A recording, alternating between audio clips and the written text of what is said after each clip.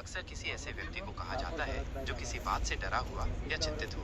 इसका उद्देश्य उस व्यक्ति को शांत करना और उसे यह याद दिलाना है कि वो मजबूत है और किसी भी स्थिति का सामना कर सकता है।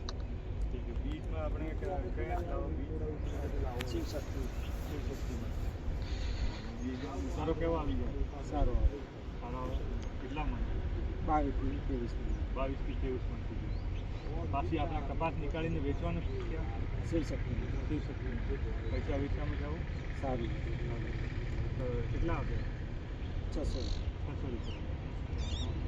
પછી આપણે કપાસમાં તમે દવાઓમાં ખાતરોમાં શું નાખો? છાણિયું ખાતર ઓર્ગેનિક ખાતર છાણિયું ઓર્ગેનિક કોઈ બહારની દવા કોઈ દવા ખાતર.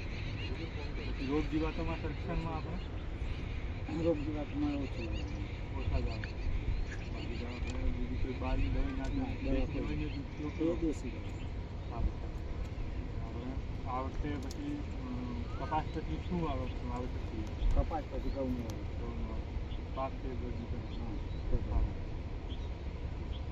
ઓકે.